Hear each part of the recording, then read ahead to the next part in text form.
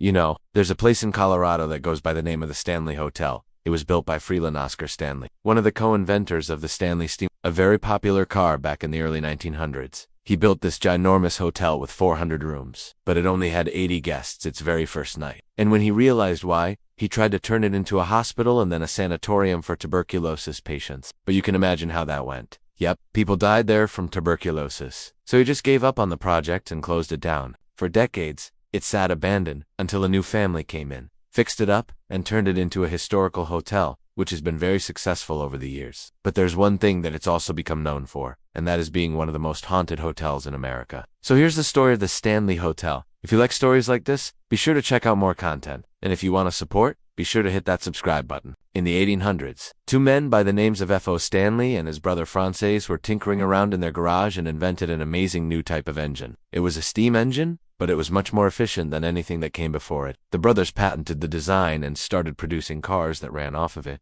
and they were quite successful. They called the company the Stanley Motor Carriage Company, and the cars became known as the Stanley Steamer. The Stanley Steamer became so popular that in 19 F.O. Stanley decided to invest a huge chunk of his profits and build something big. He wanted to build a resort hotel in the mountains of Colorado. It would become known as the Stanley Hotel, but he had no idea what a nightmare that would soon become. F.O. Stanley hired about 300 men to help him construct his vision. He expected the project to take about a year, but they finished construction in just 7 months, which impressed even him. It was a massive structure with 400 rooms that cost a total of $5 million to build. That's the equivalent of about $162 million today. It overlooked the town of Estes Park and was surrounded by beautiful mountain peaks. It was exactly what he had hoped for. He officially opened the hotel on July 11, 1909, and he invited people all around the country to come and stay at his luxurious hotel.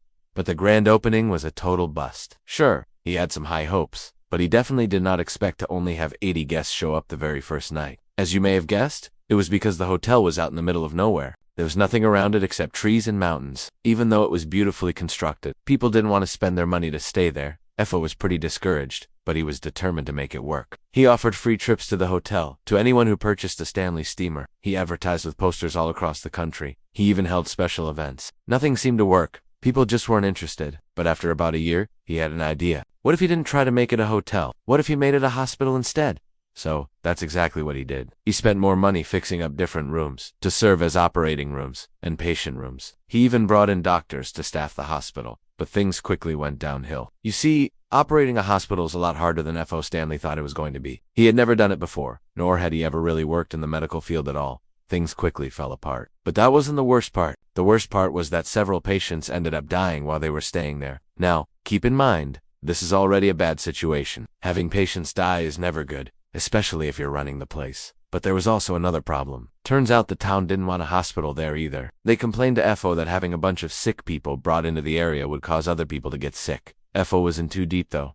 He couldn't afford to keep the hospital open, and even if he could, he probably wouldn't. Because of all those deaths, he tried again to turn it into a profitable business, but nothing worked. So in 1914, he just closed it down completely. He attempted to sell the property, but no one was interested in buying such a cursed place. So he just let it sit abandoned. He kept trying to find new ways to make money from the hotel, but it was no use. Eventually, he sold his stake in the Stanley Steamer Company and moved to California to start a new life. He passed away in 1918 from stomach cancer. But before that, he had one last go at making the hotel profitable. In 1911, he tried to turn it into a sanatorium for tuberculosis patients, but we all know how that turned out. It took almost 60 years for the Stanley Hotel to be used for its intended purpose once again. In 1971, a family named John and Mabel bought the hotel and fixed it up. They finally opened it to the public, and this time, it was a success. People loved staying in the old historic hotel, and there was another reason why people loved staying there. According to local legend, it was haunted. Of course, being haunted isn't a real selling point, but for some people, it actually is. Over the years, many people reported strange experiences inside the hotel. For example, one man was sitting alone in his room late at night when he heard what sounded like footsteps coming closer and closer. He looked out his window and saw someone walking past his window. He assumed that whoever it was heading to the elevator, so he waited for them to come back. He waited and waited, but they never came back. When he finally got up the courage to look outside again, the person was gone and there was no sign of them anywhere. Then there's the story of the ghost of little Susie. She supposedly haunts the second floor, moving objects and shaking beds. Sometimes she even interacts with people, appearing to them in the form of a young girl wearing a nightgown. No one knows exactly who she is, but some say that she was the daughter of the manager who died in the hotel back in the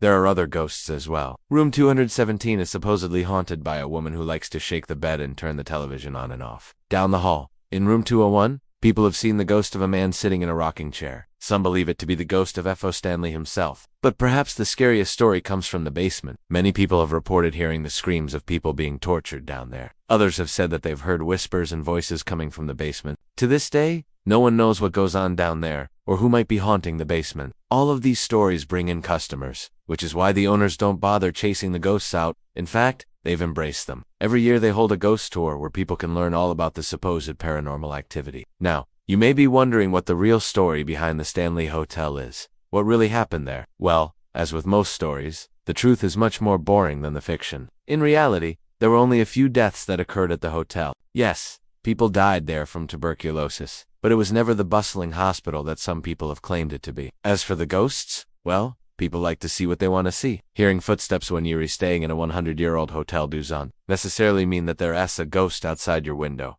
It could just be someone else walking past your room. That being said, there is one ghost that may have actually existed. The story goes that a young girl stayed at the hotel with her parents. Her name was Helen Viola. She had pneumonia and eventually passed away in her room. It's possible that she still haunts the hotel to this very day. As for F.O. Stanley, he definitely died, but it was in his home in California, not at the hotel. As for the torture screams and whispers coming from the basement, they're most likely just that, screams and whispers. Perhaps some workers were having fun one night and were just messing around. After all, there's nothing down there. It was just storage space. Even though the Stanley Hotel isn't filled with ghosts, it is filled with history. It's a beautiful hotel that was constructed by hand over 100 years ago. Visiting it will give you a taste of what life was like back in the early 1900s. If you're in the area, I definitely recommend checking it out for yourself. Do you believe in ghosts? Have you ever stayed at the Stanley Hotel? Let me know your thoughts, and be sure to check out more content for more stories like this one. Thanks for watching.